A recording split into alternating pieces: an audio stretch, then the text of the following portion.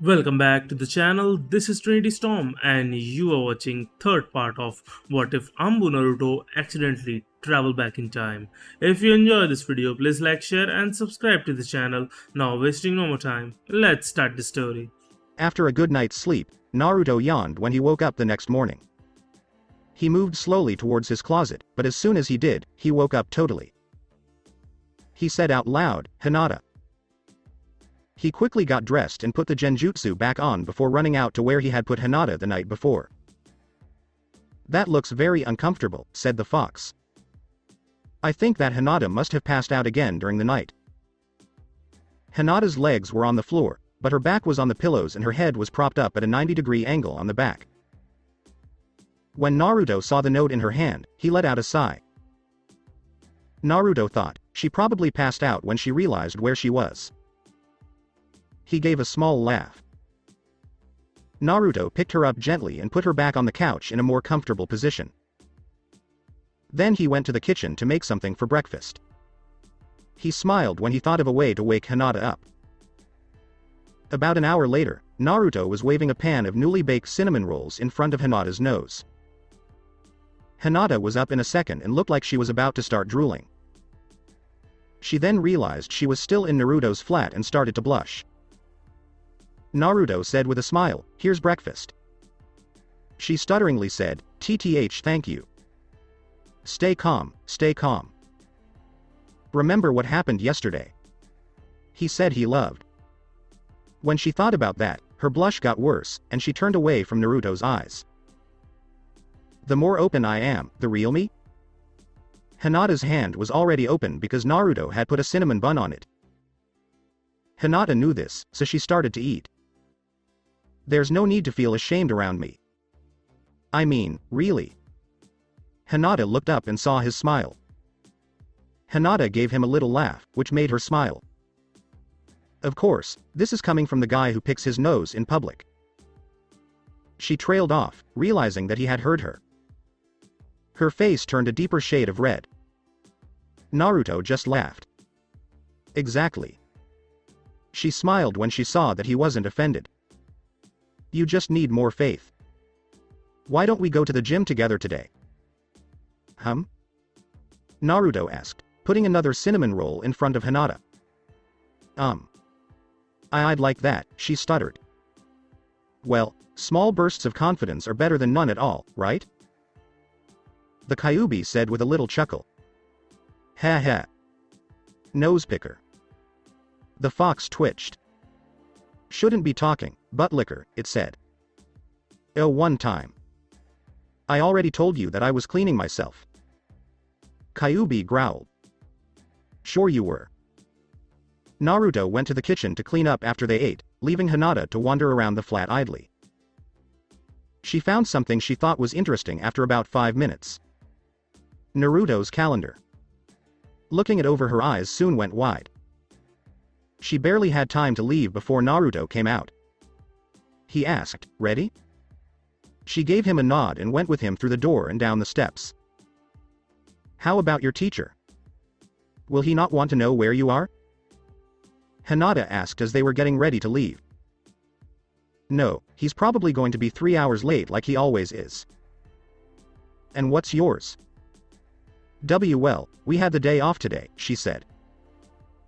"Okay, so how about a little jog?"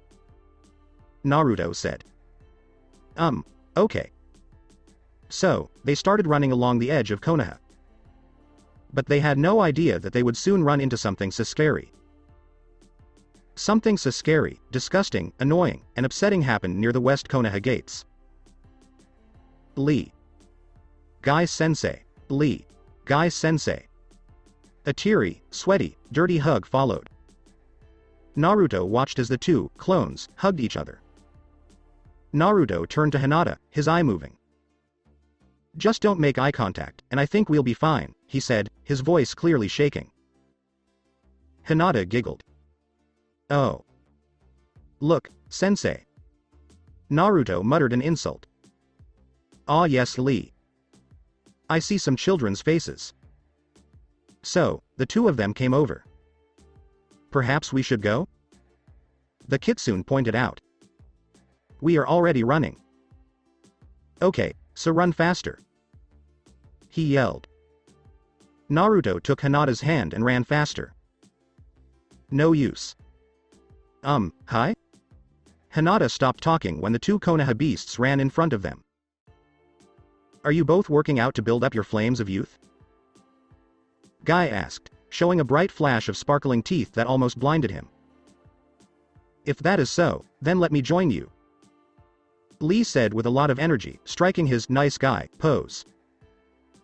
Sure, we can be young together, she said. Naruto asked, not knowing. Yes, Lee helped guide them to be the most youthful they can be. Guy said. Thanks for giving me this chance. Who are you? After giving it some thought, Lee asked. Naruto. Hinata. Good. Now is the time to embrace our youth. Guy said, flashing his smile once more. Can't right now, since we're running and everything, Naruto said with a worried grin. Ah. This is true, yes. Then the next time we meet, we'll enjoy the youthful embracement of youth. Someone shouted. Sure. So you coming? Naruto said, wanting to leave the two beasts alone. Lee was a nice guy, but whenever he was with Guy, it was too creepy for him. Then he had an idea. I should put Lee in touch with Sakura. He looked at Hinata. How good are you at making things better? Naruto spoke quietly to Hinata, who opened her eyes. Not so much. Why? After running around the town twice with Lee and Hinata, Naruto took Lee to see Sakura. Of course, from far away. Soon, the three of them were watching the genin with pink hair while she waited for Kakashi from a tree. She's pretty. She will be my blossom of youth. Lee yelled softly. So, do you maybe want to take her out on a date? Naruto asked, smiling. Lee gave a strong nod. Then first we need to give you a little bit of a makeover, Naruto said. But what would she not like? My flame of youth burns so brightly and Naruto put a stop to it. Not your personality, but comb your hair out of the bowl shape, make tweezers your best friend, and put something on over the spandex, Naruto said, remembering what Sakura had done to Lee. A few years from now. Lee seemed to be thinking hard for a moment. Okay. I will do it if it will help me win Sakura's heart. Yosh. Hinata blinked. Alright, then, let's go. I know someone who can help, Naruto told Lee as he led Lee away. Yosh. Still, Sasuke could hear echoes. He looked around, but couldn't find the cause. Sakura blinked her eyes and looked nervously around. She asked herself, why do I all of a sudden feel so bad? Before continuing to walk. Lee was with Naruto when he went to train with Ino, Shikamaru, and Choji on Team 10. When Naruto called Ino over, Hinata started to blush, and Ino gave her a knowing smile. So, we wanted to know if you could help give Lee a makeover, Naruto said to end his explanation. Give me just one good reason why I should do this. Ino asked, mad as hell. Naruto blinked. So Lee can win Sakura's heart, and then, Sasuke won't have to worry about one less person? He proposed. Ino's eyes lit up right away. I'll do it. You know, Naruto, when you want to be good, you aren't half bad. She said as she slowly drifted off to sleep. TCH, women. Way too troublesome. Shikamaru said as he lay down. Almost as soon as she fell asleep, she woke up and started telling the others what to do. Again, Lee's poor face turned red. He was lucky that Ino took care of that as well. Shikamaru was forced to help because Ino wouldn't stop bothering him until he did. He was suspicious of Naruto as he watched him. It's subtle, but he's acting differently, and he seems to have an air of power about him, she said. Shikamaru sighed. It would be too hard to figure out why. They soon finished, and Ino was thanked. Lee was shocked by his new look. It doesn't matter if it will help me win Sakura's heart if it will. Why does he always have to yell? The fox said, I'm getting a headache. No, toughen up, or are you getting weak? Naruto smiled as he thought about it again. The Kyuubi said, I'll hold that against you in the future. Naruto did nothing but roll his eyes. Lee quickly left to find Sakura so he could woo her. Hinata and Naruto were left alone again when Ino and her team went back to the training grounds. They kept walking until they reached an open area. And Naruto? Hinata finally spoke up. Well, I was wondering if you could, Hinata began, but then stopped, blushing. What's the matter with Hinata? Could you? Yes? Get out of here, girl. Kyuubi said, clearly upset. F5. Remember what I said about being embarrassed, Naruto said, putting his hand on her shoulder. I want to spar. She finally said. See? Okay, so let's fight to train. The girl was startled when Naruto smiled and jumped back. As she briefly closed her eyes, her only thought was, I want to impress you. Please, don't be shy. Byakugan. Naruto was happy. They took a ready position. Hinata was coming at Naruto, but he stood his ground. She started hitting hard, making it impossible for Naruto to do anything but block. By acting like she was going somewhere else, she got hit right in the stomach and again in the chest. She was about to try a hold that could easily kill her opponent in real life, but... Woohoo, okay Hinata, you can do it. Came from her left. She closed her eyes and looked with her Byakugan. Naruto was cheering about 10 feet away. She turned around and looked at the Naruto she was fighting. No change in chakra? Which one is the copy? Then she turned her attention to the one in front of her. Before, it was waving. Poof. When did you do it? I ran away from you when. Hinata turned red. I knew you were good all along, Naruto. Hinata fought for about an hour before she got tired. Before she told him to go back to his team, Naruto gave her a few extra cinnamon rolls. Naruto gave a nod and ran away, leaving Hinata blushing. Before she left the open area, she told herself, I hope I can find something by tomorrow. When Naruto got to the bridge, he saw Sakura angry, most likely because of Lee, and Sasuke very sad, as well as Kakashi who looked scared. Naruto, you shouldn't be later than me. I have to keep up my good name, you know.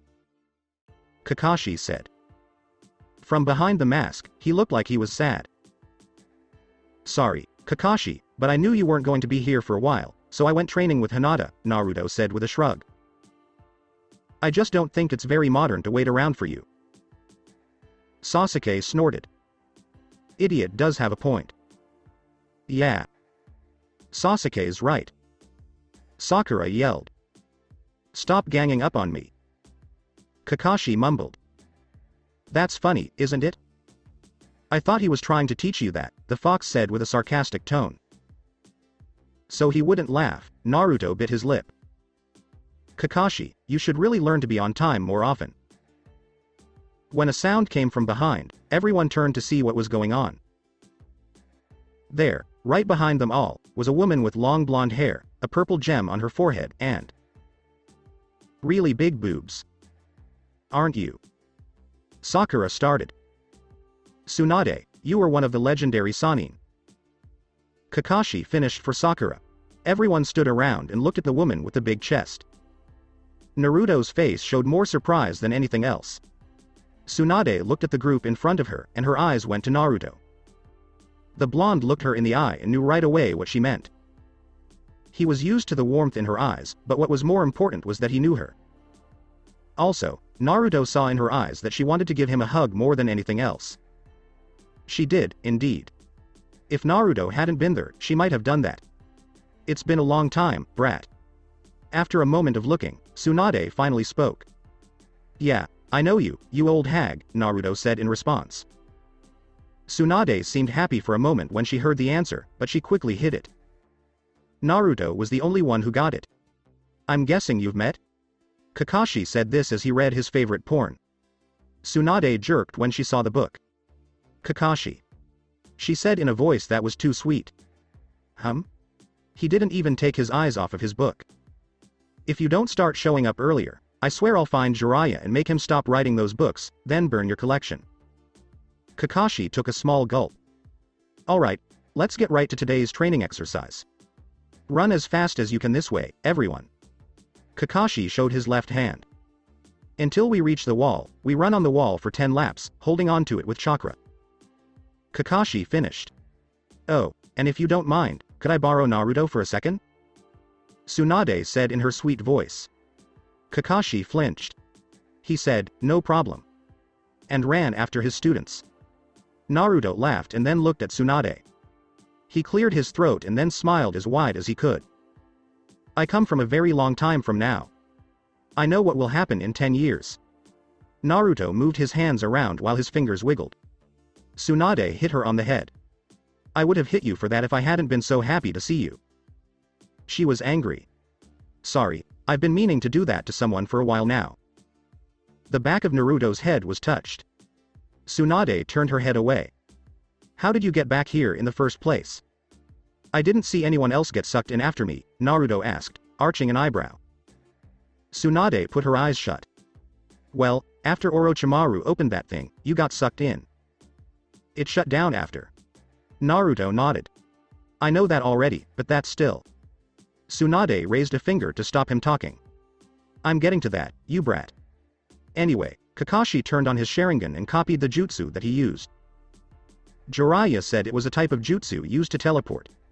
He also took the Kyuubi's chakra with him. About a month later, we tried to figure out how Kyuubi changed the jutsu and how we could do it again. We knew you weren't dead. We just didn't know where you were. We hoped to get you to come back. Almost all of us were out of chakra after we got everything back together. I was the only one with enough chakra to make it through the trip.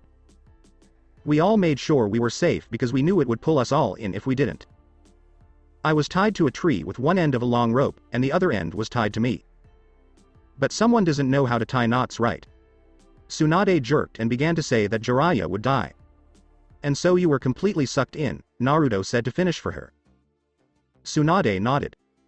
We thought it was just a tear into a different world or something similar, and that it was unstable. We thought Kyuubi had used his energy to keep everyone safe on the trip. Had we known it was a time-traveling jutsu. Tsunade smirked. You would have gotten a longer rope, Naruto said with a smile. How would you make a rope that would last 10 years? Tsunade asked. Estimate? Naruto was happy. Also, I have both good and bad news about Hinata's pregnancy. Tsunade said something that made the boy listen. Good news. Snicker, everything is going swimmingly. Bad news? Well, there could be twins. Naruto gave a head shake. That's not all that bad. You won't be the one who has to give birth. Naruto felt better after the happy moment, but good things never last. Yes, Guy-sensei, I can feel it. Yes Lee, that's the flame of youth. I'm sorry again that I hid my spandex of youth. It doesn't matter if you found the love of your life. It seems you've been busy. Tsunade said this when she saw Lee with a red face and clothes that seemed pretty normal. Naruto nodded. I try to do my best. Tsunade asked, is it just me, or do they seem to be getting louder each time we see them? Let's just hope they don't see us. I don't want to be hugged. The two stopped, which was good for everyone's ears. Naruto and Tsunade talked until Haku came over. He was happy to say that he had everything he needed in his house and that he would take Kakashi up on his offer. Kakashi had helped him bring in all the bigger things. Tsunade looked confused as Naruto told her who he was. The best part, though, was that I got a pet. I took my leftover money to the pet store and bought an Arctic hare for myself, Haku said. It was always the pet I wanted. I also bought a box for it. At this point, Kakashi, Sakura, and Sasuke were coming back from training. Also, run away as fast as you can so you don't get turned into a sticky mush. At first, the bunny was a little scared when I put my hands in there, but it got used to me pretty quickly. It took a while, but it finally calmed down. I think if I do that every day, it will come back to me. The 3 out-of-breath joggers were shocked. I like to pet it a lot. Haku was done. Why do you keep putting pictures in my head that I don't want to see? Sakura shook. Ah. But I like the images, Kakashi said in a childish way. No one got closer to Kakashi. I don't understand, Haku said, looking confused. I think it would be best if you didn't get it. Naruto said to the boy as he put his hand on his shoulder. I envy you for that, Sasuke said, shaking his head and putting his hand on the other shoulder. Later that night, after he and Tsunade talked some more, they finally got Kakashi to stop, tainting Haku by telling him about his choice of books. Haku wasn't used to hearing about things like this, and it was clear that he'd never been taught about it either. At the end, only Tsunade and Naruto were left outside the apartment block. Haku had taken everyone else with him. I know, but if anyone needs me tomorrow, you know where I'll be. Naruto said to Tsunade. Well okay, good night. Tsunade said, giving up. She kissed him on the head, and when he went to wipe his head on his arm, she gave him a hug that only a mother could give. She whispered, stay safe, as she walked away. Before going over, Naruto thought he would go home and get the recipe that Haku had asked for. Naruto groaned. As he walked into his flat, he said out loud, tomorrow will be a long day. He didn't have to look long for what he was looking for. He was about to leave when he saw something in his kitchen wall that wasn't there before. It was a hole. To look at the hole, he got on his hands and knees. On the other side, it was dark. As he started to push through the hole, Naruto thought, I think I'll be able to fit. Most likely another hole. When he got through, he saw that he was in a place where he could stand. A crack on the side let in a small amount of light. A door? Naruto put his hand up to push the door open and... A loud gasp came from Naruto's left. When he turned around to look, he saw Haku. A piece of wood in his hand. Naruto poked his ear and said, sheesh, you don't have to yell. Well, I'm just not used to people coming out of the closet, Haku said in response. Heh, sorry, but I saw a hole in my kitchen wall and thought it was a rat, Naruto said sheepishly. Nope, no rats, Snowflake did it, Haku answered. The bunny? Yeah. Okay. Here, I'll give you the recipe. Why did you want it anyway? Naruto asked as he handed him the card. Haku seemed a little unsure of himself as he said, well, I wanted to try the chicken. At that moment, Sakura walked in with a box in her hands. She sounded scared and tried to hide her box behind her back. So when? Hi Naruto. What are you doing here so soon? Naruto tried to act like he didn't see. I was about to patch up that hole for you, Haku said, trying to get him to pay attention to something else while Sakura got away. Haku then put the piece of wood over the hole in a laundry basket in front of it to keep his rabbit from making any more damage. Haku, are you going to the festival tomorrow? Naruto asked to change the topic and try to sound happy. I don't know yet, was his answer. Naruto said, I'm not going, but I'll tell you where to find me if you need me. I don't like the festival. It's too loud. I'll be on top of the tallest tree closest to the head of the 4th Hokage on the monument. Okay, Haku said with a slight look of confusion on his face. Naruto thought, I think I know what my teammates are up to. Do you need my help with anything else? He asked out loud. No, it's fine, I have enough help, Haku yelled out the door. But maybe you should go through the front door to go home now. Naruto got the message, got up, and left. Yes, that's what I expected. A plot. Naruto laughed to himself. Haku may be good at hiding, but he needs to work on covering up for things like this. Naruto saw Hinata and Lee in Haku's house on his way out, which didn't surprise him.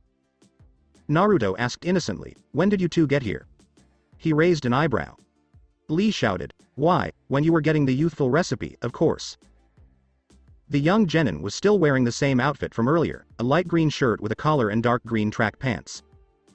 This was a relief to everyone who was afraid of spandex. Sakura hit him. She yelled, quiet down. People are probably trying to sleep. But she didn't listen to her own advice. Are you going to leave, or what, Dobi? Sasuke asked, leaning against the wall.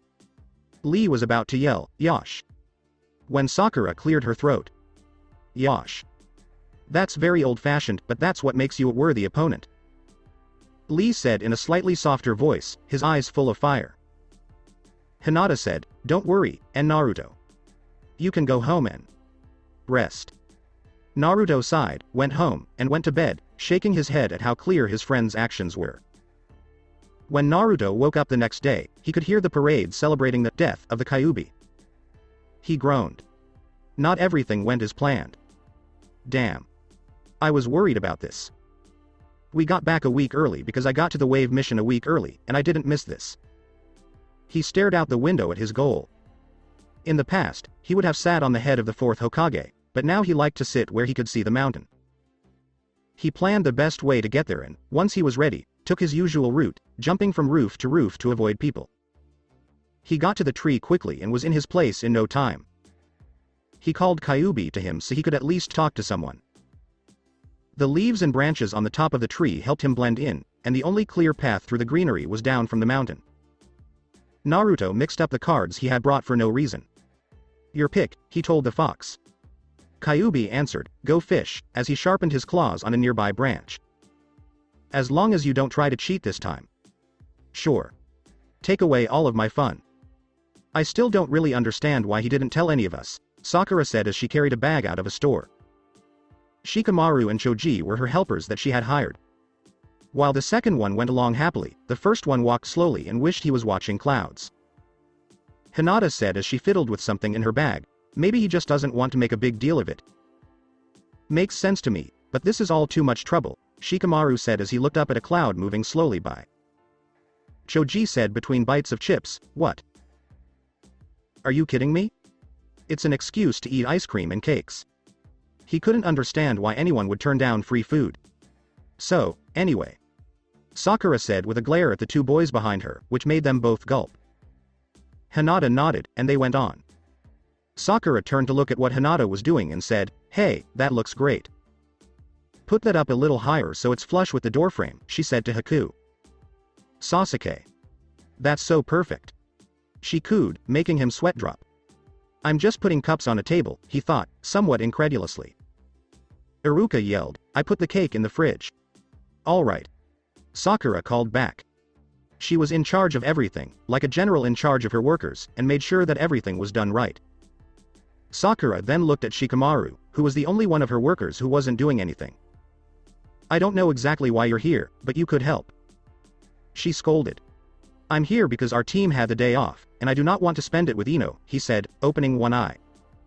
Sakura sighed at how lazy he was, but she was still determined to sign him up. "You could blow these up." She gave him some balloons of different colors. Shikamaru let out a deep sigh and started to blow them up. Slowly. After slowly tying the balloon, he looked up at Sakura, who was still floating above him. Shikamaru yawned and asked, "Why are you going crazy over this?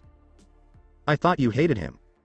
"Well, yeah, I do, but I love parties, and this is as good a reason as any to have one," said Sakura. She then went over to the table to tell Sasuke how well he was doing. Everything was ready in a few hours, so Haku and Hinata went to find Naruto. Hinata looked around the dark part of the bush they were in and asked, "So you know where he is, right?" "Yes, we just need to find that tree Naruto told us about," Haku said, referring to the tree Naruto had mentioned earlier. "Wow, it's so beautiful. Is that him over there?" Hinata asked as she looked at the big tree and peered through the leaves. "It could be, or it could just be the shadow of the leaves," Haku said. "Do you have twos?" "Nope, any jacks?" "Damn," said Naruto as he gave them to them. "Hey. Oh, and by the way, there are a couple of your friends at the bottom of this tree." "Damn. Then I'll just leave you to it." Naruto was tired of all the jokes about trees and asked, "Please stop." "Why? Am I talking to the wrong person? Should I take a chance and say yes? Right now, I hate you a lot. Why am I going there? Is it dangerous? I really, really hate you. Stop acting like such a fool. Quit it. You should see a psychiatrist to find out why you're so angry." "Okay, do whatever you want, but I'm leaving now." "Ah, and I thought I was getting better with you." Naruto growled and jumped down from where he was standing. Hinata looked up just in time to see Naruto jump down right in front of her. Haku said, "I guess it was him." Hinata's face turned a little red, as if she had just been startled. So, why are you all here? Naruto asked with as big a smile as he could muster. We'd like you to. Hinata's voice trailed off, come back to. Help me. Air. Naruto blinked and looked up. In the distance, the sun was setting, so he guessed it was about 4 o'clock. Hinata and Haku talked for a short time while he was distracted. Maybe we should have come up with a plan first, Hinata said in a whisper. Pick a color of paint, Haku said quickly. Naruto asked with a raised question, choose paint colors. Haku and Hinata both gave nervous nods. Okay. Sure? Naruto put his hand on his chin and asked, how about a light blue? Haku kept the talk going by saying, perhaps a nice red? Well, how about green for a kitchen? Hinata asked as she looked down at the ground. Yeah, then it'll look nice with the bathroom, Naruto said with a nod. Well, we can decide which exactly when we get in there, right? There was a pause as the three of them stood in front of Haku's door. Naruto tried not to smile when he heard noises and sounds coming from behind the door. Haku? He asked at last. Yes? It would be easier to get in once you unlocked the door. Haku took a key out of his pocket and said, oh. Sorry. He said, a little louder than he needed to, I will open my door now. As Haku messed with his door, there was a sudden stop to the rustling sounds coming from behind it. Then there were a few crashes, and then there was an expectant quiet. When the key opened the lock, there was a small click. Haku opened the door to darkness, and Naruto and Hinata went in after him. All of a sudden, and to no one's surprise, really, a light came on and things started moving, along with yells. Surprise. Happy birthday. Woo. Z's. Pop. Naruto blinked, or more accurately, twitched, as he looked at what was in front of him. He began, but was stopped. I saw your birthday on your calendar, and... Hinata trailed off. I can't believe Kakashi just walked in almost on time. Naruto said in shock, making everyone look at the teacher who was always late. Sakura yelled at her, you're late. I did it right when you all yelled, surprise. Kakashi said with a smile hidden behind his mask. You were supposed to be here to help set up, and then to help surprise him. Sakura said angrily. But he was almost on time, Sasuke said as he looked at a dot on the ceiling and was amazed. Yes, I see, wasn't that strange? Kakashi asked, wrinkling his eyes. I give up. Sakura said and sat down next to a sleeping Shikamaru. Choji was getting into the chip bowl and had at least one of every snack on the table on his plate. Someone had put a party favor in Shikamaru's mouth so that when he breathed out, it would unwind, stick out straight, and make a noise. Even though there was a lot of noise, he was still able to sleep. Sasuke was muttering in a corner while wearing a pointed hat that Sakura had probably made him wear. Kakashi had started holding up the wall, which was a very important job, while reading his favorite book. Lee was trying to help Sakura, who had fallen down next to Shikamaru, get up. Hinata was standing next to Naruto and fiddling with a box with a bow on it. Haku and Iruka went into the kitchen to get the cake. Hinata finally got the courage to hand Naruto the box, which made her blush even more. You shouldn't have brought Hinata, he said, looking down at the small box. The party was enough. When Naruto opened the small box, he found a first aid kit with ointments and other things that would come in handy. Hinata stuttered as she looked at her feet. I know how hard you train yourself and how beat up you get, so I thought this would help, she said. Naruto said, thank you, with a soft smile. Hinata didn't even have time to look up before she felt his arms go around her waist and pull her into a hug. When she finally looked up, Naruto gave her a kiss on the face. Right away, she turned red, fell over, and passed out again.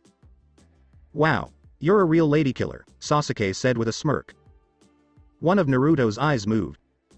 Naruto asked the ceiling, is everyone's goal today to drive me crazy with bad puns? This made people look at him funny.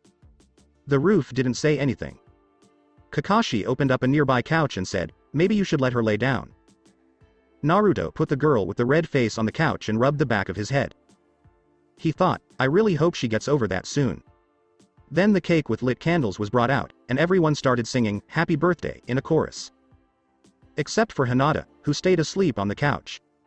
And Shikamaru, who almost swallowed the party favor stuck in his mouth when someone kicked him and couldn't sing because he was too busy choking.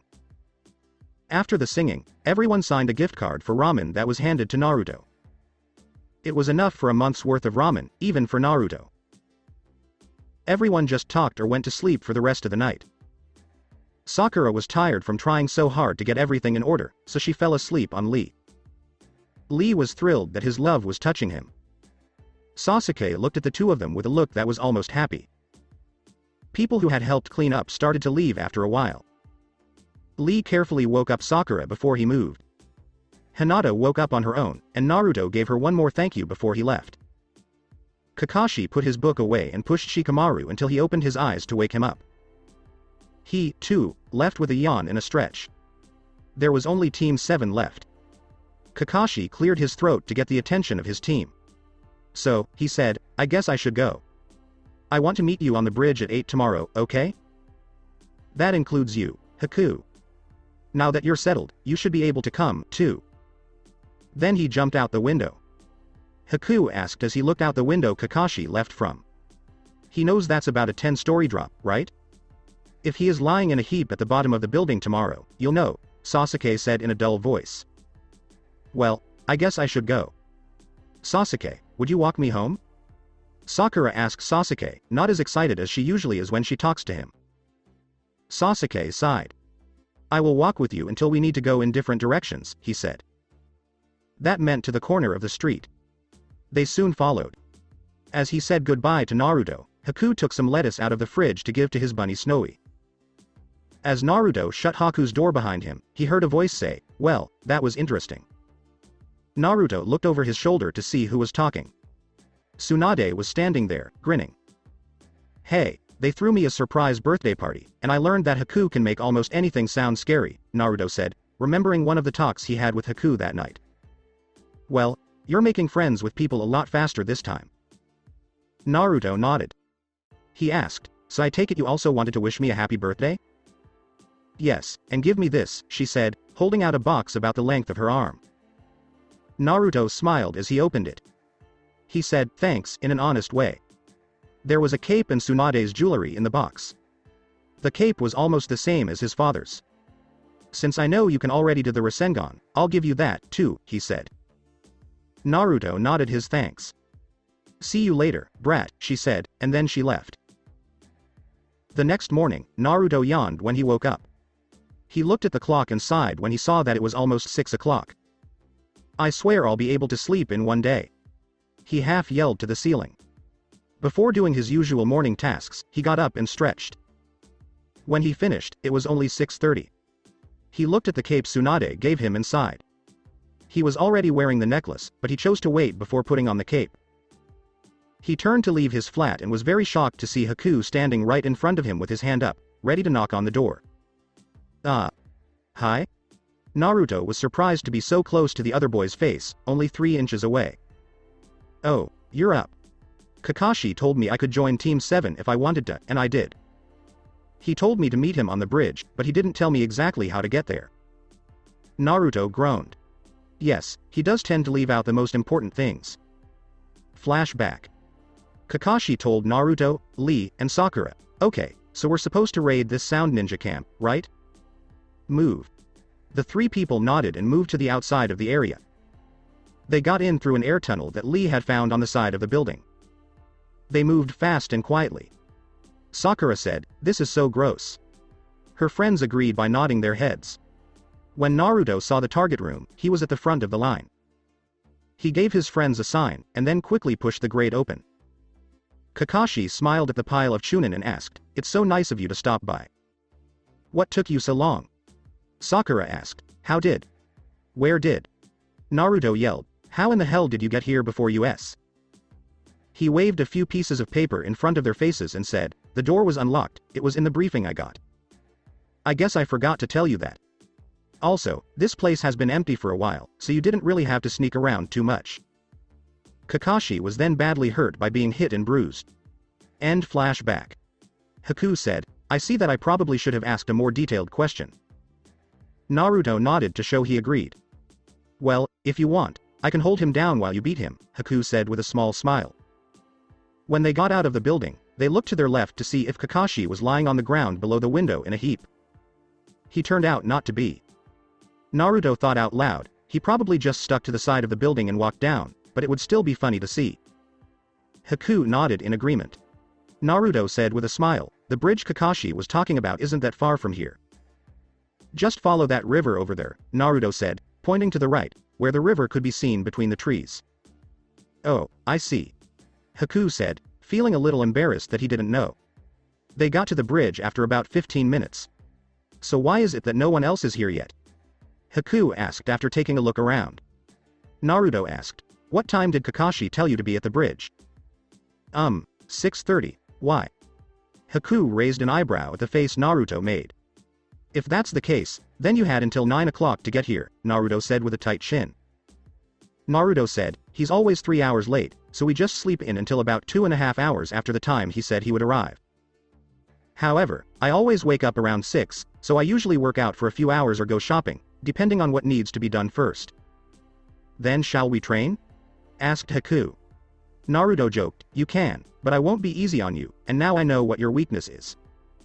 Are you not going to kiss me? Haku moved a little away. No, Naruto said with a laugh. The two worked on hand-to-hand training for about an hour, and then, until Sakura showed up, they worked on their jutsus and how well they could use their weapons. Haku used Naruto's shadow clones as targets while Naruto made a lot of them. Haku's Senbon needles almost always hit the clone, and Naruto missed on purpose with his shuriken and kunai. When Sakura showed up, she was happy to kill a few clones to practice her aim. When Sasuke got there, he sulked in the corner until Naruto sent all the clones out to tease him. Who knew that 100 copies of Naruto singing, "You can't hit us, na na na na na na," and blowing raspberries could get Sasuke so fired up? Then, before turning on the original, he killed every clone that came his way in any way he could. But before he could beat up the tired blonde, Kakashi showed up in his usual smoky way. When they heard a popping sound, everyone turned to look for Kakashi. Naruto sat down and waited for his life for the day. I'm sorry I'm late, but I had to fill out all this complicated paperwork to get you all into the Chunin exams, Kakashi said, rubbing the back of his head with one hand and holding a folder of papers with the other. Liar. Oh wait, that makes sense, Sakura said with a surprised blink. When it was said, Naruto's nose twitched a little, but he kept his happy face. Naruto jumped up and grabbed Kakashi by the neck.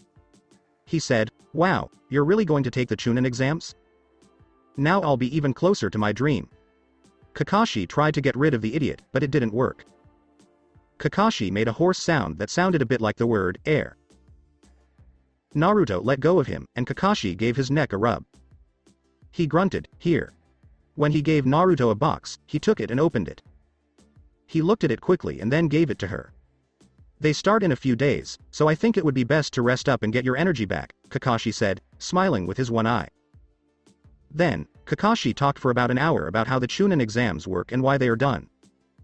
Then he left the team to go rest, but no one moved. Instead, they waited until Naruto had enough energy to make more clones so that everyone could practice shooting them. When they chose to go their separate ways, it was just after noon. Kind of, yes. Sasuke tried to leave on his own, but Sakura followed him, and Haku, who had nothing better to do, followed Naruto. Naruto and Haku went out for ramen. On their way there, though, they were stopped by a ninja in a mask. Naruto looked at him blankly for a minute before making a fist and slamming it into his other hand. Oh right, he said out loud when he finally remembered who he was. Well, what do we have here? 2 little lost boys? Asked a random ninja. Haku raised an eyebrow and said, no, we were just going over there to get something to eat.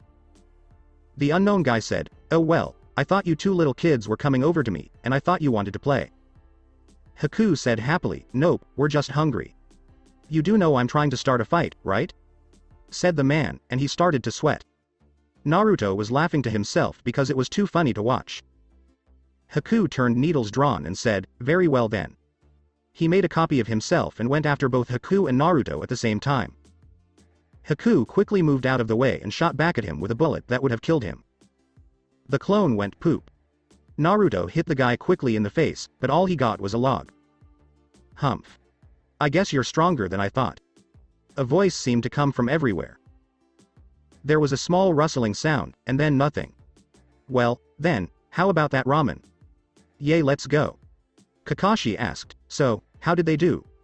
As a person appeared behind him. Sakura's as bright as ever, and Sasuke still rushes in. The figure moved closer to Kakashi, and the moonlight lit up his face. But that Haku is very strong and can hit his target right on the nose. But Naruto. Iruka's voice trailed off. Kakashi nodded. He seems to be different from what the academy reports said about him. Iruka nodded as well. I mostly wanted to test his temper. Naruto usually has a short fuse and is a bit of a hothead, but when I was trying to get him to attack, he waited. I have never known Naruto to look at his opponent before going into battle. And he had a different look in his eyes when he fought from before. Iruka was now standing right next to Kakashi. Iruka said, maybe he's grown up more than I think, and then she jumped away. Perhaps. Or maybe it's something more? Kakashi said aloud before he too jumped away. Everyone's next few days went by quickly. Sasuke trained his eyes to use the Sharingan, Sakura kept working on controlling her chakra, and Haku and Naruto killed at least half of Konoha's trees without sparing them. When Naruto was alone, though, he trained with Kyuubi with just one thought running through him: I won't let it happen.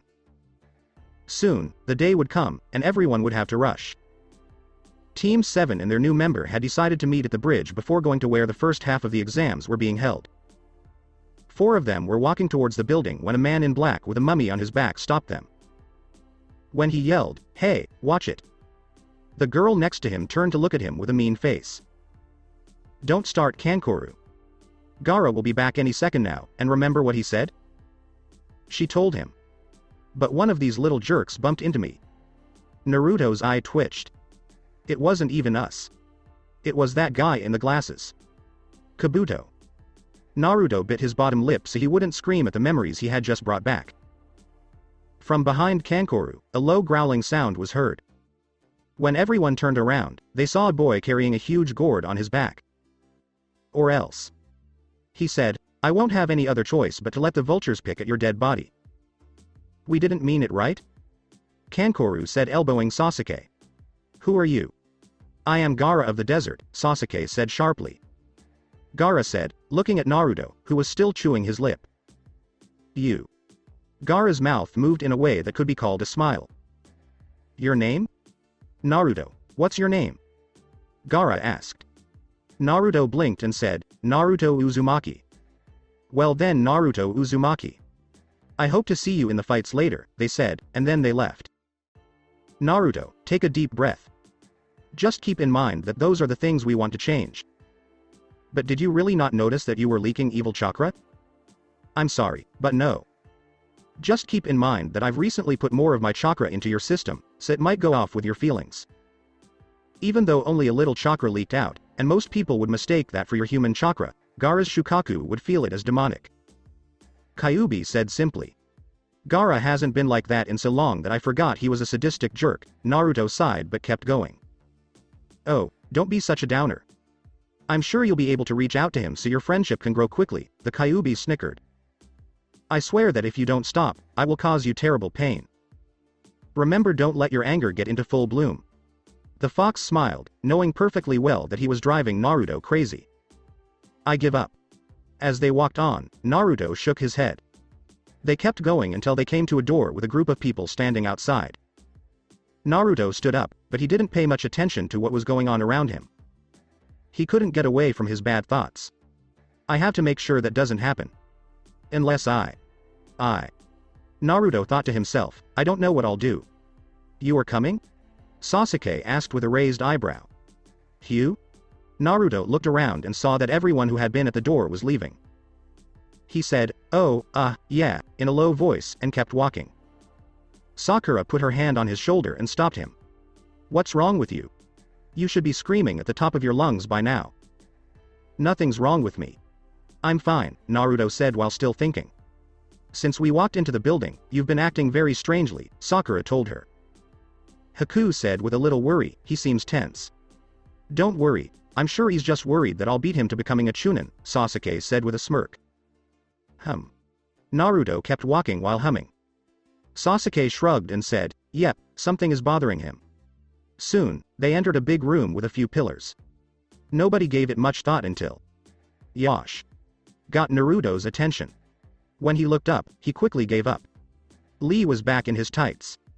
Even though you really couldn't blame him. Better to mess up the clothes that make everyone cringe than the clothes that look kind of normal. I come to challenge you, Sasuke. I will show you that I can surpass any born genius with perseverance. Lee yelled his challenge. I'd rather not, said Sasuke in a simple way. But I challenged you. Lee wrinkled his face. Sasuke pointed to a clock on the wall and said, yes, and we can fight later, but if you'll notice, it's time for us to leave. If we don't hurry, our time will run out soon, and we won't be able to take the test at all. On second thought, fight. Naruto said in a happy tone as he finished. Everyone in the room gave him strange looks after he said that. I thought you said that becoming a Chunin would only move you one step closer to becoming the Hokage, Sakura said suddenly. And I don't think I've ever seen you so happy about missing out on something like that. Sasuke finished Sakura's thought. Haku nodded in agreement. Damn, now they definitely know something is wrong. I was hoping that if we couldn't take the exam at all, I wouldn't have to think about everything that started there. Naruto thought, well, I was trying to use reverse psychology, he said with a nervous smile. Then walked away. Aw. He's right. We will prove WHO is the better fighter another day. With that last burst of energy, Lee ran after Naruto. The thing that scares me the most is that Naruto used every word correctly, Sakura said as she started to follow Naruto and Lee. Hell, I didn't even know he had that big of a vocabulary, said Sasuke. They were only a few minutes late getting to the testing room. Once they were inside, they met the other genin who were also taking the test. The 9 genin were all talking to each other until a guy told them to stop. He was thrown across the room and fell right in front of the group by a sound ninja. You okay, buddy? Kiba asked. The man said, yeah, I'm fine. He wore big, round glasses and his hair was white and silver. Naruto bit his lip again. Hinata looked up at him, but when he turned to her, she quickly looked away. Naruto was able to listen in just as Kabuto was talking about his cards. Yes, I can find out about anyone you want, he said with a smile. Okay, I'll try, Gaara of the Desert, Rock Lee, and, he whispered the last name. Well, it's not fun if you know their names, so here are 3 cards, he said. Sasuke looked at them in silence. Well, that's interesting. Naruto and that Gaara both have question marks. But Lee looks like he has almost no chakra. On Naruto and Gaara's cards, the only information is their birthdate and what tasks they've been on. It also says that Naruto is very hardy. That is a lot of help. As soon as Sasuke gave the cards back, the inspector came in and put everyone back where they belonged.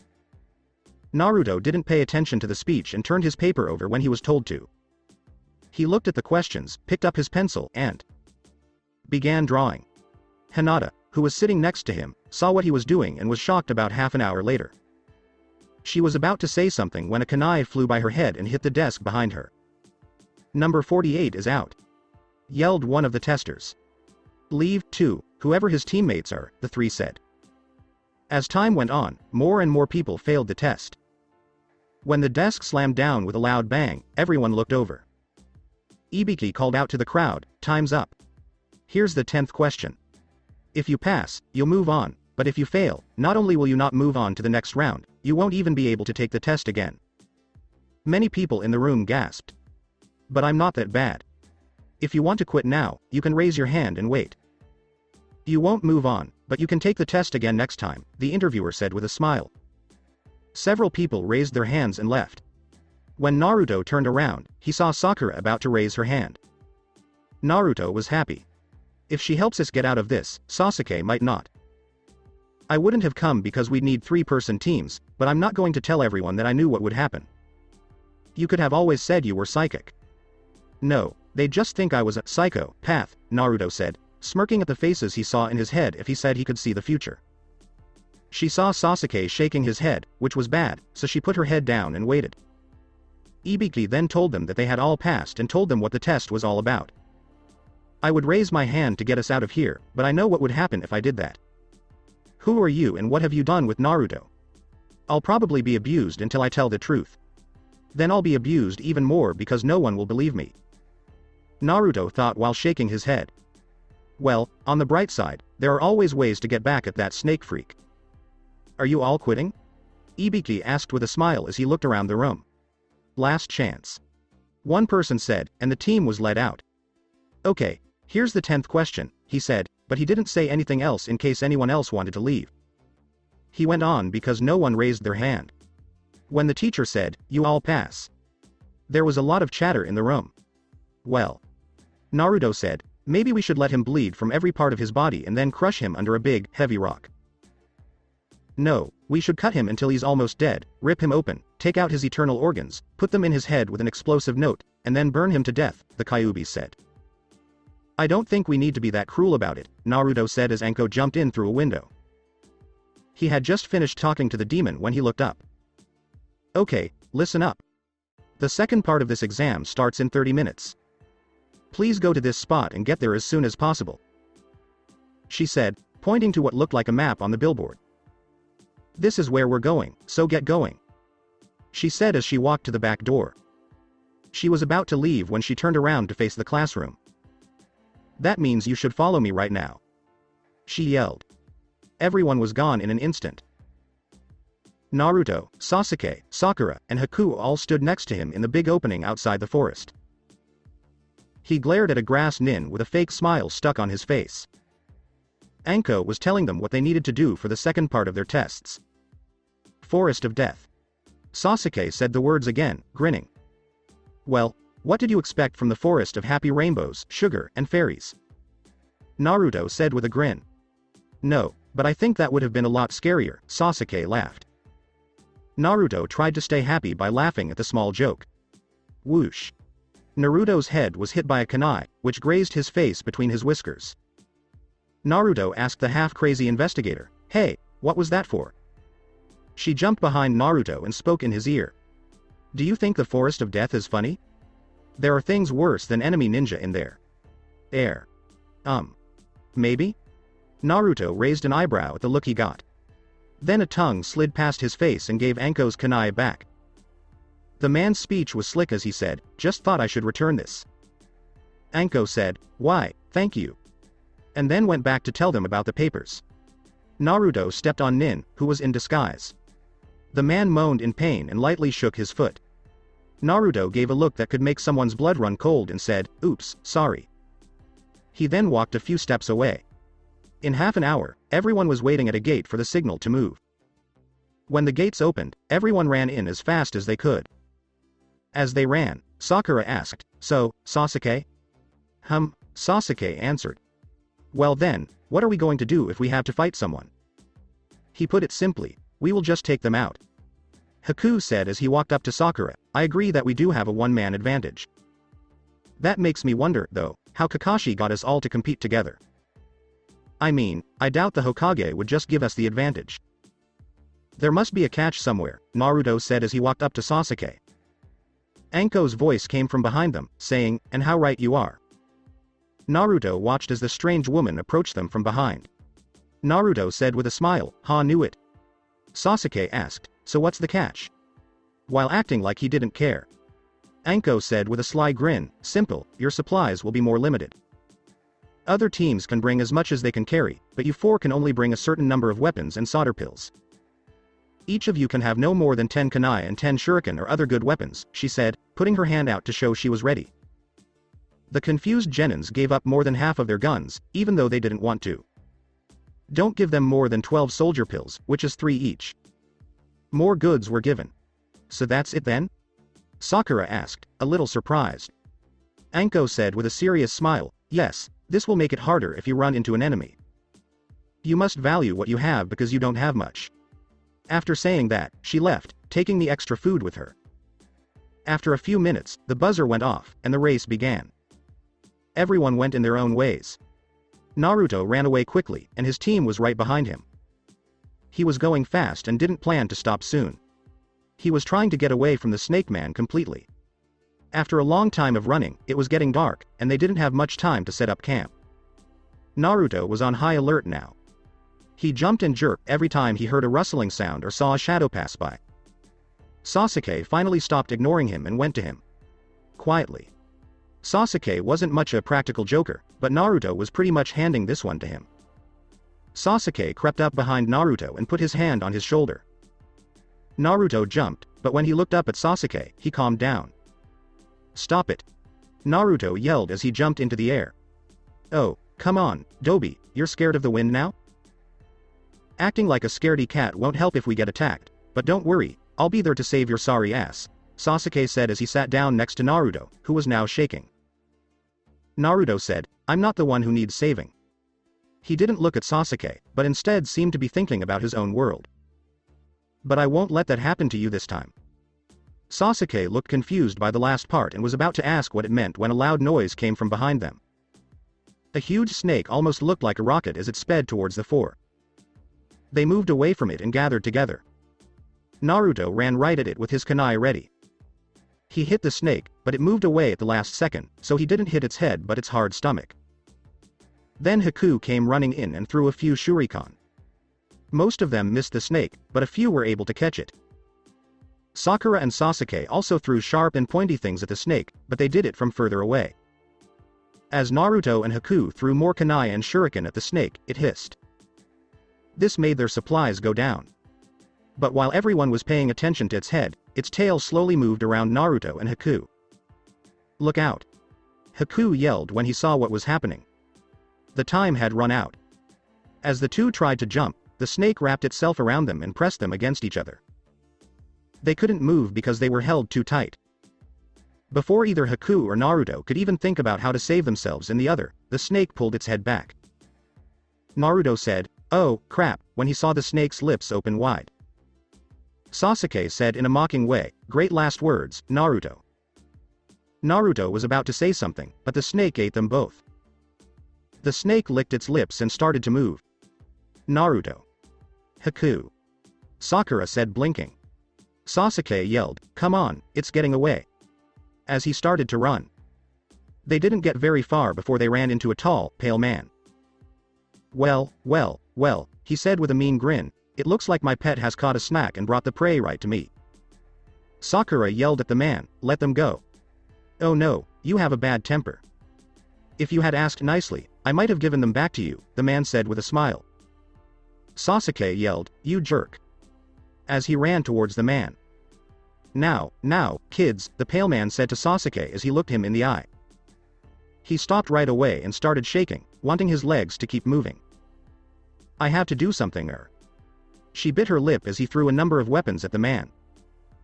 This made him look away from Sasuke, which gave him time to jump back. "Well, it looks like you have a heaven scroll," he said as he pulled out a dark scroll and grinned evilly. "If you want this earth scroll," he said, pausing for a moment to swallow it. "If you want it, you'll have to kill me," he said with a wicked laugh. Sakura and Sasuke both said, "Ew," as they saw his throat get bigger as the scroll went down. When the snake blew up, the two stood there and watched the scroll go down his throat. Inside the snake earlier.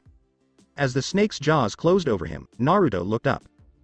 It was almost totally dark, but it seemed like the snake's skin let some light in. He felt like Haku was squishing him, so he grabbed onto him. The snake unfortunately ate it. Haku said, as a bit of saliva fell on his face, "Ah, this has to be the grossest thing I've ever been through." Naruto started to say, "Haku, don't worry, I can get us out of," but was cut off. I mean, why would anyone like being stuffed into warm, wet openings and rubbed in a throbbing motion? Haku said, turning a little green. Naruto looked over at his sick friend and said, "I don't think this guy would like it if you got sick in his stomach." Haku was being moved back and forth by the snake's beating heart, which was coming from inside the snake. He looked more like he would get seasick than anything else. "I'm going to get us out of here," Naruto said as a big blob of. He and Haku were both hit by something. He quickly made a seal with his hands. Kaboom! The snake blew up, sending out slime, smoke, and other things. Sakura, Sasuke, and the pale man who still had a scroll sticking out of his throat. Haku twitched and shivered a little before leaning over a bush and puking. Naruto shook all the snake slime off of himself and said, "So gross, so wrong. Why me? Why me again?" Once he was pretty much free of goo, he looked up at the man who was grinning at them. "Well, then, let's," he said, and then he started coughing. "Is he choking on his scroll?" "Well, it's your fault," Sakura told the man. "He doesn't seem like much of a threat when his own plans fail," Sasuke said with a deadpan face. Naruto smiled and started laughing. "Ha ha. I can't believe he did that." I mean, he said, but his win didn't last long either because he started coughing and spitting. Ah gaa. Pleth. Naruto spit before going over to lick a tree, which made Sasuke and Sakura look at him funny. What was all that about? Asked Sasuke. Naruto looked at Sasuke with a face that was both funny and sad. I got snake goo in my mouth. He yelled. His friend's sweat dropped when they heard what Naruto said. Anyway, Haku said, referring to the mystery man who was choking, maybe we should attack that guy before he gets better, as a bit of goo ran down his finger. Sasuke nodded, ran towards the man, and punched him right in the stomach. Sasuke watched as the man took a small step back and wiped his lips. He said, I'll get this done quickly, and started flashing through seals. Who are you anyway? Sasuke asked him in anger. The man laughed and said, I am Orochimaru. When he ended his seals, his head flew out and his neck stretched. Even though Sasuke jumped back, it didn't help much because Orochimaru was already biting his neck. Sasuke. Sakura yelled. Naruto yelled, no. As he jumped for Orochimaru's neck. Red energy surrounded him. He charged at Orochimaru like an attack dog, bit the snake man back, and dug his claws in as hard as he could to stop him before he could finish his jutsu on Sasuke. Naruto yelled, let him go. But it was hard to hear. Orochimaru grunted in pain but held on to Sasuke. Naruto bit and dug in harder. Blood ran down his hands and mouth and dripped onto the ground by his feet.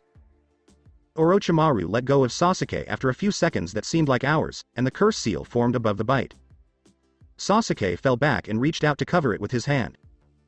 He gritted his teeth to deal with the pain, but he wouldn't give up. Naruto yelled, you bastard. As his anger grew. As more red chakra leaked out of him, fox ears and a tail came out. Even though it seemed to be made of chakra. Sakura ran over to help Sasuke stand up. Haku had gone over to Naruto. Naruto had to let go of the thin neck and move out of the way when a kunai flew at him. As soon as Naruto got away from Orochimaru, his neck retreated, and Haku jumped in with his signature ice dome. Orochimaru said with a smirk, well. What have we got here? Haku started to quickly throw senbon needles made of water in every direction. The snake man held a kunai tightly in his hand as he pushed away almost all of the dangerous items. Haku didn't back down, and he could see himself in every mirror. When Orochimaru started making hand signs, Haku was about to switch to shuriken. He sneered, now it's my turn. When he opened his mouth wide, a huge burst of fire came out. The real Haku moved behind him before the fire hit and watched in shock as half of his mirrors were blown away. He had a clear way out at this point, but he didn't take it. Instead, he changed where he was standing and moved slowly around the room, setting fire to the remaining mirrors. Haku flew out of the mirror he was in when it caught on fire. Naruto had been using this small window of time to build up more chakra, and he now had 4 long stories behind him. The burning hot chakra has now burned up the snake goo. Before Haku went into a nearby tree, Sasuke went after him. Sasuke caught him and didn't hit anything himself, but he was so tired that he had to fall to his knees. Sakura ran over to them to help Sasuke and Haku. Naruto looked at Sakura with his blood-red eyes, which were full of kindness and honesty. Make sure they don't get hurt, Naruto said in a deep, rough voice that seemed to be a mix of his own and someone else's. She looked at his new look. She knew that his red eyes should scare her, but they seemed to calm her instead. His whisker-like scars had grown into triangles, but there was still a thin line in the middle. It looked like the scars were spreading out from the middle of his face and getting longer. But the red chakra around him was the thing that stood out the most. It looked like it took on its own shape, like a wild animal with 4 tails. Naruto smiled at her, showing off his now sharp teeth, and gave her a thumbs up with a hooked hand. Before he turned to Orochimaru, he said, "Don't worry, I'll get him." When he saw the man, his face changed in an instant. He looked hurt and angry, and Sakura could see the desire for blood in his eyes. The man smiled and said, "Oh, and it looks like the cursed child can use his cursed power. This will be interesting." He took a step back and said, "But I know how to fix your little power surge." "Not so fast," Naruto said, pulling his hand back and hitting the air with all his strength. The snake man's chakra shot out and grabbed his hands, stopping him in the middle of his seal.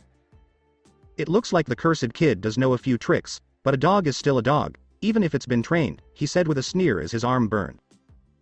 Sakura looked away from the men who were hurt and towards Naruto. As Naruto's evil aura hit her, she felt a chill go up her spine. So strong was her desire for blood that she forgot to breathe for a moment. I can feel his chakra from where I am. It's so crazy. He wants to kill that man, and those feelings are for that man, but still. Sakura looked at him with concern. Haku said as he opened his eyes and looked up at Sakura. What's going on? Haku asked as he sat up and got a sense of Naruto's anger. The snake man got out of the burning grip and used a fire jutsu to attack. So you like to play with fire, do you? Orochimaru asked as he blew out his fireball. Sakura turned away but Haku didn't. But an odd sound from the battlefield made her turn around, and when she did, she saw Naruto just standing there. He didn't move, and he didn't block. He just stood there. Even though the fire hit him straight on, it didn't burn him. Instead, it wrapped around him, spinning and forming around him.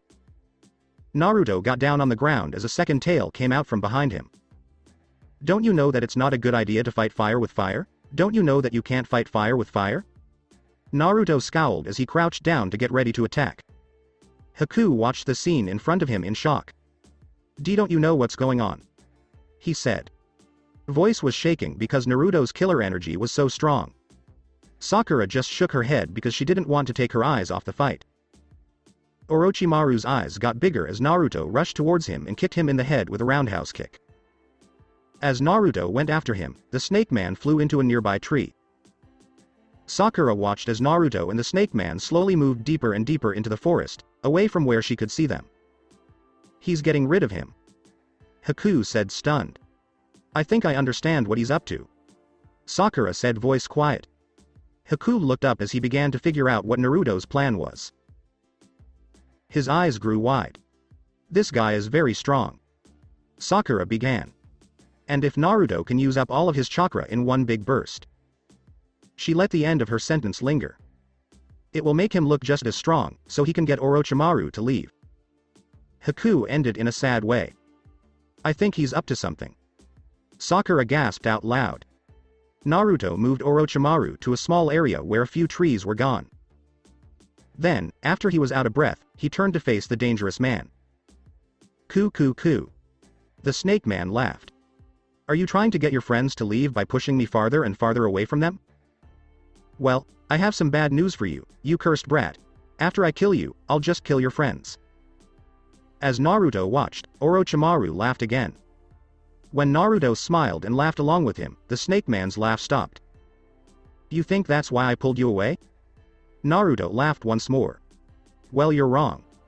I took you away so I could use this without them seeing. As Naruto bit his thumb, he stopped laughing. Before the hole steamed and closed, a few drops of blood came out. Naruto's hands made seals as he jumped out of the way of a kunai that was headed for his head. Orochimaru knew some of the signs and could tell right away that it was a summoning jutsu.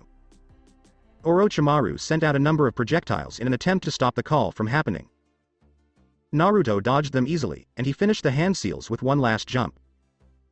As he fell, Naruto flipped in the air until he was falling head first, with one arm ready to hit the ground to finish the call. Orochimaru got ready by crossing his arms over his chest. Naruto smiled as the smoke cleared in the field with Orochimaru. Even though he was no longer protected by his fire, he still had the upper hand. Orochimaru also started a summon, and he was standing on a mid-level snake summon while Naruto was standing on Kyuubi. As it growled, the fox's tails lashed out and knocked over a nearby tree. Orochimaru was really scared for his life, but he didn't act like it. He stood instead on top of his snake with a stone face. Naruto started by saying, I don't know much about how things work in the forest, but I do know one thing, foxes eat snakes. As Kyuubi started to come at him, Naruto yelled the last phrase with a funny tone in his voice. As it moved forward, the Orochimaru's snake hissed. The snake swung its tail at the fox, and the fox moved out of the way and closed its teeth around the snake's long, scaly stomach. As it bit back, the snake hissed in pain, which made Kyuubi yelp in surprise and make him drop the snake. After giving his sore paw a quick lick, Kyuubi ran forward. Orochimaru shot a couple of shuriken at Naruto, who was still on the fox. As the shuriken got closer, Naruto's eyes were closed and he didn't move. Instead, he whipped one of his tails at them and swatted them away like flies. As it lunged forward, the fox let out an angry roar. As the fox struck from the right, the snake moved to the left. The fox's sharp claws slid along the side of the snake. Orochimaru watched the fox and Naruto's movements very carefully. That spoiled brat may have called up that demon, but he is still in charge of it. If I'm smart about this, I might have the upper hand. Two separate brains versus two bodies managed by the same brain. But if I let my guard down for even a second, he could easily destroy everything I've worked so hard for. As he watched the fox, Orochimaru thought to himself. He made a copy of himself appear behind the fox. It got out of the mud and quickly did what he wanted to do. As the snake distracted the fox, the clone jumped into the trees. The clone jumped quickly onto the back of the fox and punched Naruto. Kyuubi kept watching the snake as Naruto opened his eyes and attacked the clone. Kyuubi charged at the snake, digging its claws deep into its skin and flicking its tail over its back, which knocked the mud copy off. The clone melted, and a bomb was left behind. Naruto saw it too late, and it blew him away from Kyuubi. Naruto's strength was quickly going away, and he couldn't stop being thrown to the ground. As he stood up, Naruto let out a grunt. Well, are you getting tired? Orochimaru laughed. Well, you might be getting tired, but I still have a lot left. Orochimaru yelled as he jumped off of his snake's head and ran at Naruto. Don't write me off just yet, you slug. Naruto screamed as he got ready to use his kunai. The two ninja fought, but Orochimaru stuck to his word and still had chakra left. The snake man was too strong for Naruto, and his kunai was knocked out of his hand. Naruto's arm was cut off by Orochimaru, which made the young blonde boy scream in pain. The kunai Naruto was holding fell in a bush a long way away. Damn it all. That was the last one I had. He could win. Naruto tried to move his right arm, but he couldn't. The cut Orochimaru gave him started near his shoulder and went all the way down his arm to his mid-forearm, just a few inches above his wrist. He felt dizzy and off balance because he had lost so much blood. Naruto was thrown backwards when Orochimaru hit him in the stomach with an elbow. Even though he fell and coughed up some blood, he kept his balance. Naruto threw up and tried to get back at them. Orochimaru easily avoided him and cut him in the back. Naruto gasped for air as pain shot through his whole body. After making a deep cut with his claws, Kyuubi had no problem keeping the snake away. With one last bite, the snake call turned into a puff of white smoke and disappeared. As soon as Kyuubi looked around, he saw Naruto fighting the snake man. The fox also saw that Orochimaru wasn't paying him any attention, so he used this to his advantage. He slowly got down on his knees and moved slowly towards the snake man. What's going on? The snake man said, no fight left in you? As he cut at Naruto's shirt. When his sweatshirt was opened, it showed a cut-up t-shirt. Even though Naruto tried to get out of the way, Orochimaru cut through the fabric with ease. The front of his t-shirt is now cut all the way open, showing his stomach. Orochimaru smiled. Ah, so this is what that poor man used to seal that beast. So. He said, pulling his right hand back as his left did more damage to the blonde. After about a minute, Naruto was completely beaten, bloody and bruised. Now it's time for the final touch. This will keep that ball of fur away. 5-prong seal. And with that, Orochimaru hit Naruto in the gut with his hand. Kyuubi jumped out of the trees and ran towards the snake man, but when he saw what he had done, he stopped running. Naruto fell backwards, and some blood and spit came out of his mouth. Why you jerk, he said in a shaky voice, then closed his eyes and fell forward. Orochimaru started to laugh, but when he heard a growl from behind him, he stopped dead in his tracks. The snake man looked up at the fox with clear fear in his eyes. How? How can you still be here? He yelled in a mix of anger and fear. Kyuubi smiled, revealing a row of shiny, blood-covered teeth. Once I'm out, I get my own source of chakra. So, once the boy lets me go, I'm no longer connected to him. Kyuubi ran towards the snake man and pinned him down with a huge paw. Even though he was only as tall as a normal 2-story building, the man was scared when he spoke. Why you can't kill me? Orochimaru let out a sound. Oh? Kyuubi let out a roar and sprayed the snake man with spit. We can work together. I can help you. Why you like destroying villages? I can give you a chance to get even with the Leaf Village. Kyuubi gave the man a loud roar. We can be proud of a new kingdom together. I can use your strength. Why would I help a sad man like you ask? I'm loyal to the Kither, even if he's an idiot.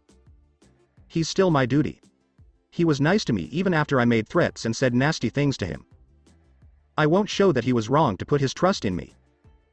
Kyuubi roared at the man under his paw, who was shaking so hard he couldn't help but smile. Slowly, Kyuubi took his claws out of their sheaths and dug them into the man. The fox wanted him to have a hard time. Slowly, his claw dug into the snake man's middle, making 2 big holes in him. Orochimaru yelled out in pain as the fox moved up a few inches and did the same thing again. Kuni's eyes got a little brighter as he dug a scroll out of the mess. He moved the scroll towards Naruto with his other paw. I wish I could just leave you here to bleed to death, but I know from past experience that you are a tough little cockroach. Kyuubi put his paw right under the shaking man's neck. He started to dig in with a single claw, which cut his windpipe. Orochimaru took one last gasp of air before his body stopped shaking and his screams stopped. Kyuubi sneered. How does it feel to lose everything in an instant? That's what you asked the kid when you killed his friends, who were the closest thing he had to family. Now it's your turn to go through the pain he did. Kyuubi talked to the dead body by whispering in its ear. And just to make sure there is no chance of a comeback. Kyuubi flicked one of his tails in anger, and a wave of extra flame washed over the twisted body, burning it up and turning it into ash. The other ninja could feel a change in the air all over the forest. It was almost as if the forest itself had the desire to kill. One ninja, on the other hand, had a very different reaction to this change. He laughed as he felt it. He saw his friends get shivers, which made him laugh even harder. Then, he closed his hand as he laughed, killing his last victim. What's this feeling? I have to know. Mother, your sand wants it. As he said this, his friends again started to shiver. Gaara of the desert now had a new goal, which made him laugh even more. Birds flew away as his crazy laughter rang through the forest. The fox walked over to Naruto's body and huffed. He still had marks from the seal. Kyuubi used one of his tails to pick up the bloody paper. And gave it to Naruto. Kyuubi shrank after he let go of his chakra to make the flame wave. He put Naruto on another tail and started to move him towards Sakura. He thought she might still be nearby. Kyuubi went to the edge where the smell of Sakura was strongest and gently set Naruto down. When Kyuubi looked through the woods, he saw her sitting with Sasuke and Haku on a sacred log. He made a loud shuffling sound and broke a few branches until he was sure they were paying attention. The Kyuubi let the blonde take in his last bit of energy. When Sakura heard a rustling sound, she looked up from Sasuke's shape. Haku got up with her, and the two of them went to see what was going on. And Naruto. When Sakura saw his dead body lying in the dirt, she screamed. Even though he was covered in blood and his right arm looked out of place, that wasn't what made her gasp. Naruto's shirt was cut open, and there was a complicated pattern on his chest. Does he? Sakura tried to speak, but she couldn't think of the right words. She made a noise as the seal started to disappear. Haku stopped looking at the body and stood up. It's okay, he's still alive. Just. Sakura looked a little bit relieved, but not much. She and Haku took Naruto back to the safe log quickly. Do you think that snake guy did the same thing to Naruto that he did to Sasuke, or whatever it is that he did to Sasuke? As she put a wet cloth on Naruto's face, Sakura said. I don't think he gave Sasuke a hickey that complicated. Haku said. But he probably did this to Naruto, Haku said as he looked at what he was holding. Look, he has that other scroll. Haku said holding it up. Sakura took it very carefully, like it might break. She smiled softly. We should move. She said at last. Haku looked up confused. Now that we have both papers, we need to take them to the middle of the forest. There, they can get the care they need. Sakura said as she stood up and put the scroll in her pocket. I won't disappoint them. I'm tired of being told to just sit there and watch. She told herself, I won't fail them. Haku nodded and stood picking Sasuke up onto his shoulder easily. I get it, and I'll help them even if it kills me. Haku began to walk off. Sakura nodded and did the same thing with Naruto. She ran as fast as she could until she caught up with Haku. Neither of them noticed the mark on Sasuke's neck as they walked. It had started to spin and was giving off a little light.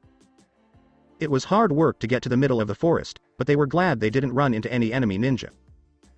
Team Guy was in the area and had already found their second scroll when they met Lee. Lee took them to Tenten and Neji and got them to help. Tenten and Neji were now carrying the two people who were out while they all walked. Sakura was grateful to Lee for what he had done for her, but she didn't say anything. Instead, she thought about how she could repay him. Soon, they got to the center tower and split up from Team Guy. Lee kept talking about how he would always protect his blossom of love. He was still talking about it when Neji took him away. They stood at one of the tower's openings and opened the door quietly. After thinking about what the poem meant for about 5 minutes, they put their friends on the floor and opened the papers. At this time, Sakura was thankful for many things. 1. All of her friends were safe. 2. It only took them half a day to get to the tower after Naruto found them. 3. Iruka sensei was there to greet them after a long trip. After thinking for a few minutes about the puzzle inside the building in the middle of the Forest of Death, Sakura and Haku opened the papers. The papers started to smoke, and Iruka was there to meet them in a puff of smoke. "Congratulations on getting here," he shouted in a way that only he could. "I'm glad to see you." Iruka said something, and then he got ready for what he thought would be an attack. He just stood there uncomfortably for a minute until the smoke went away. When the smoke cleared, and 100 pounds of happy Naruto didn't tackle him, he got nervous.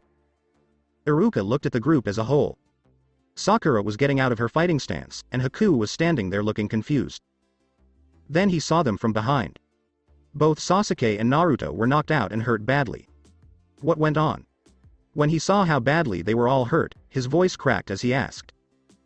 "Long story," Sakura said, picking up Sasuke wedding style. Haku got on his knees and picked up Naruto. "They need help from a doctor," he just said. Iruka gave them a nod and led them in. Right away, medical nin arrived with stretchers to take the people to the hospital in the tower. Kakashi walked over to Sakura and Haku and put his hand on each of them. "Tell me what happened," I said. He said it in a quiet way. The two of them nodded and started to follow Kakashi to a table nearby. Sakura and Haku took turns telling Kakashi as much as they could about what had happened from the time they walked in until they got there. Kakashi was still hard to read, but his mind was moving quickly.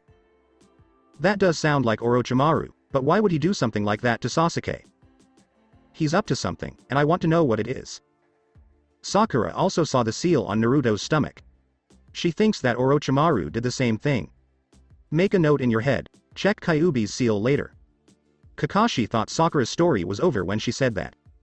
"Well, it sounds like you four had a good time," he said with a smile, which made the two people in front of him shout. "What?" "Yes, well." He went on by putting his pinky finger in his ear. "Once they are out of intensive care, I'll go see how they are doing. But you shouldn't worry too much.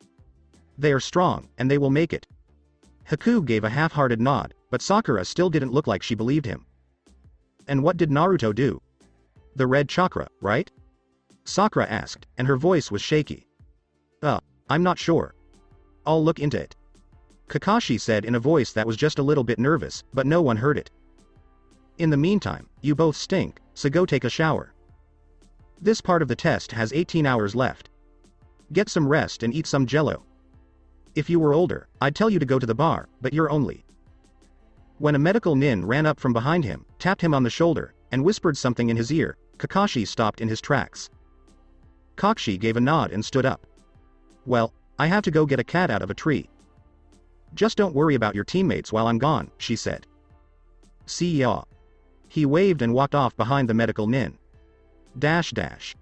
Where exactly am I?" As he seemed to wake up, Naruto asked. He could hear that his voice was lower. He knew he wasn't where he was supposed to be after taking a quick look around. There was nothing but white in front of him and black behind him. There was nothing but black and white. He was in the middle of the two colors that clashed but seemed to go together. Even though the white and black were swirling around each other, it didn't look like they were mixing. "Hello?" When Naruto tried again, all he heard was an echo. Naruto tried to move forward, but he couldn't because he was still on the line where the colors were moving. His steps were heard, but there was still nothing. "I guess I should say more," came a voice. When Naruto turned around to look, he saw Kyuubi coming from his left. It looked like the colors were a fog that he was just coming out of. Kyuubi was about the same height as a horse. Where is this? Wait. I think I know. Didn't I die?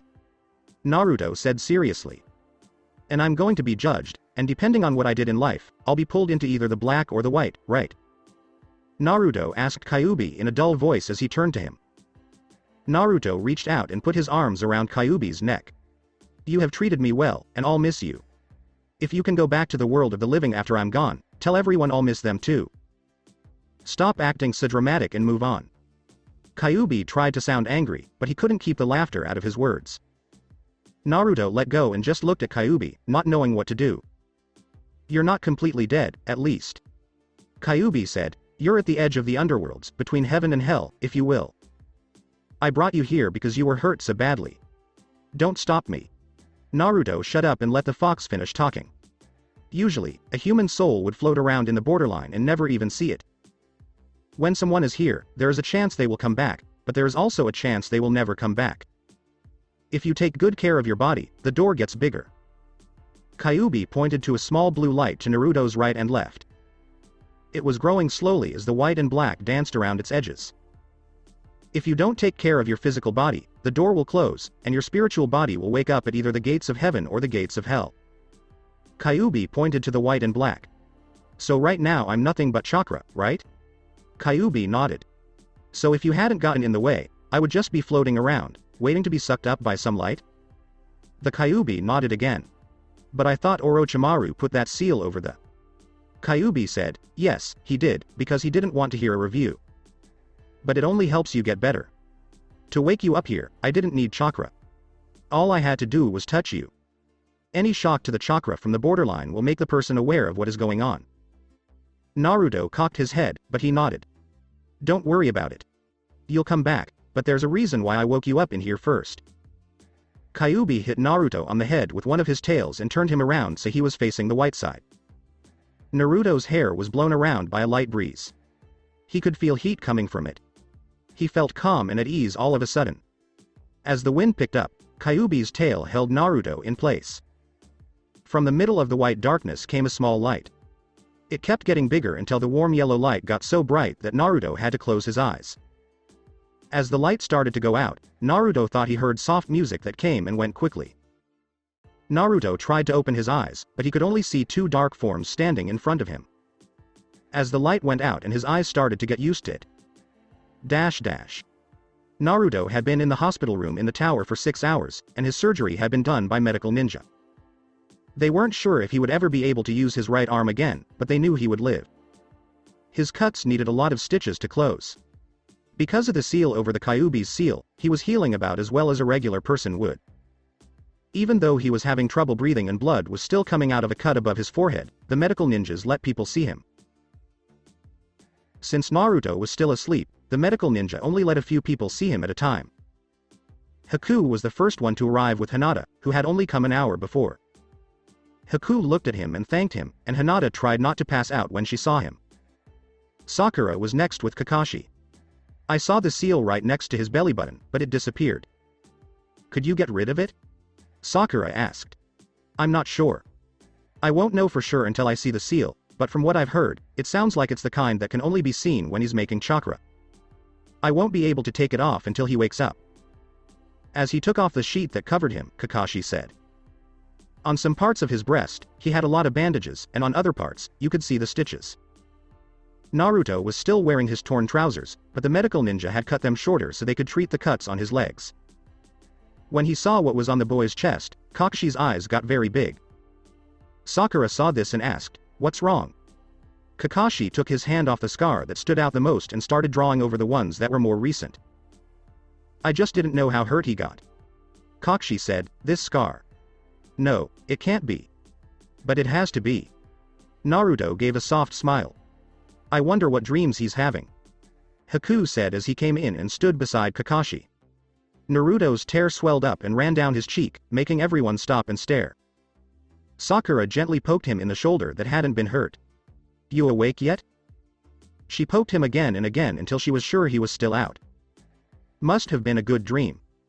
Kakashi said as he started to move away from them. Kakashi told the guard of Naruto's room, as they were leaving, "Tell me as soon as he wakes up." The guard gave a short nod and went back to his post. "Should we check on Sasuke? I guess he woke up after all," Kakashi said. The look on Sakura's face changed, and she ran over to where Sasuke was being held. The cursed seal must have been gone for good, but Kakashi was just thinking. Earlier. Kakashi couldn't help but feel afraid as he ran away from Haku and Sakura behind the medic Nin. When he got to the room where Sasuke was being kept, he was shocked to find Anko waiting for him with her hand on her neck. When he went inside, he was surprised to see Anko's curse mark spinning quickly and giving off a purple light. "I know what went wrong. But it didn't do anything until lately. I'm doing my best to keep it under control, but I can't hold out much longer." Anko turned her head just a little bit and waved to Sasuke. "It looks like he's having the same issue. The curse marks were taking chakra from somewhere and giving it to the hosts." "Orochimaru is dead," Anko said simply. "We found charred remains in the bush, along with what was left of his chakra signature. It took a while to figure out, but he definitely owns them." Anko was done. "Can you take it away?" she asked with her head turned away from the mark that was spinning. Kakashi nodded. "Take off your shirt," he said as he reached into his bag for ink and a brush. "What?" Smack. Kakashi went flying. "This is neither the time nor the place. And besides, you could at least take me out to dinner first." Anko screamed, hitting Kakashi again. "About what are you talking? I have to paint over the writing to get rid of the mark. I don't know any other way to do it." Anko laughed and cut off a sleeve instead. "I guess that's good enough," Kakashi sighed. "Well, I'm not going to let you use the fact that I want this mark taken off as an excuse to get me to take off my clothes so you can satisfy some weird urge." As Anko sat down with her back to the silver-haired Chunin, she laughed. "Oh well, at least we tried." Kakashi sighed. Smack. "Ow. Why the hell did you do that?" Kakashi cried and scratched his head. "I know you were thinking about dirty things. Just because of that, I'll imagine her naked." Smack. "Awu. Hurry up." Present. Sasuke. Sasuke was trying to drink some water when Sakura charged at him. In the end, the water came out and sprayed on the floor. Sakura hugged Sasuke and squished him so hard that he couldn't breathe. "I'm still living, right? Have fun over there." "Thanks, but I like my air." He let out a gasp. Sakura squeezed harder while Sasuke's hand floated over to a glass soda bottle on the nightstand to his left. When Sasuke was about to hit Sakura with it, Kakashi grabbed it from his hand. When she finally let go, a medical nin came in with a needle full of a clear liquid. Kakashi turned Sasuke's head to look at the spot where the curse mark used to be. "How do you feel?" Kakashi asked. Sasuke looked at him with eyes that were dull. "It felt like a big house was made out of chakra and shoved into my head." The eye of Sasuke twitched. I guess that's normal. At least burning pain lets you know you're still alive." Kakashi rubbed the back of his head with his finger. "He'll have trouble controlling all the new chakra he got from the curse mark, but hopefully it won't be too bad." "Well, this should be able to help." With the needle, the medical nin came closer. "Well, at least it's gone." Haku spoke up and tried to help. Sasuke looked at the needle with some doubt. "I'm better, you know." "Really?" He said it in a dull voice and put a limp hand up, then winced in pain and put it back down. "Yay yay." The ninja grabbed his left arm and said, "Just look over there and stare at the polka dots." Even the toughest ninjas are afraid of a small needle. "Why? I don't see how that will help in any way. I can see that there are only 10 of them and that they are all different colors. Other than that, they are very pretty. But I don't think they're meant to dance." "Oh well." The look on Sasuke's face went from being angry to being happy. He looked at the dots on the wall with a crooked smile and half-closed eye. "Doesn't red look nice?" As he fell back into his pillow, Sasuke asked. The Dr. Nin made a sad face. "I believe I gave him too much morphine. I'm sure he'll be back to normal soon." The Nin slowly moved out of the room. As the medical Nin tried to leave without being seen, Sasuke's teammates gave her a dirty look. "What?" "I'm just filling in." After saying that, she quickly left the room. "Hey." She seemed pleasant. A bit strange, but nice. "Dance little spots." "Dance." Sasuke said as he kept looking at the dots. Wow. It's like they took all of his stress away. Haku said. I think we should go and lock the door behind us. As he opened the door, Kakashi said. Sasuke leaned back on the pillow and waved his arms like he was leading a band. Tell me if anything has changed. Kakashi said to Sasuke's guard as he left. So that's it for today. I hope you guys enjoyed it. Don't forget to like, share and subscribe to the channel for more awesome stories like this. Thank you. See you all in my next video.